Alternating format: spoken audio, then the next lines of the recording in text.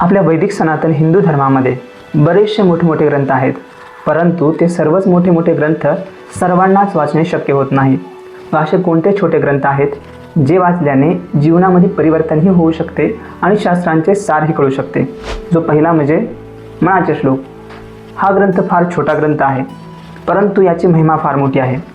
या ग्रंथाच्या शेवटच्या श्लोकामध्ये समर्थ सांगतात, हे मनाचे श्लोक श्रवण केल्याने सर्व दोष निघून जातील।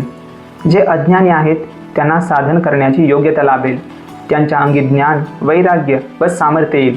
श्री समर्थ रामदासजी म्हणतात की त्या लोकांना खात्रीने मुक्तीचा लाभ होईल। समर्थ मनासाठी शिकवण देतात की मनाने काम, क्रोध आदी विकारांपासून कसे दूर राहावे आणि मनाने स्वतःला रामचंद्रांचा प्रिय बनण्यासाठी कशा प्रकारे प्रयत्न करावा आणि भगवान रामचंद्र आपल्या भक्तांसाठी किती दयाळू आहेत हे या ग्रंथातून सांगतात। पुढचा ग्रंथ आहे ताटीचे अभंग।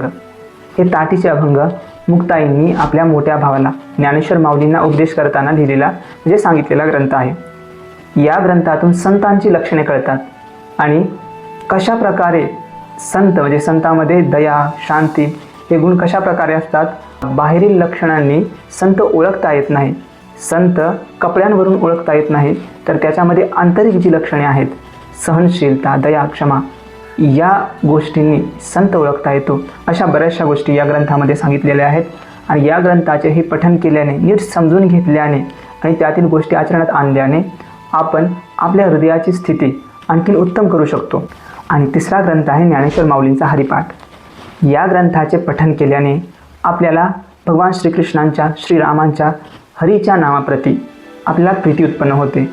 या ग्रंथामध्ये माऊली हरिनामाचे फार महत्त्व सांगतात, जसे हरिमुखे म्हणा पुण्याची गणना कोण करी, किंवा विष्णू विना जप व्यर्थ त्याचे ज्ञान, रामकृष्णी म्हणा नाही जाचे। आणि हा ग्रंथ सर्वात प्रसिद्ध आहे आणि महाराष्ट्रामध्ये हा ग्रंथ फार वाचला जातो। तर यापैकी कोणत्या ग्रंथाचे तुम्ही नित्य पठन करता हे कमेंटमध्ये लिहा।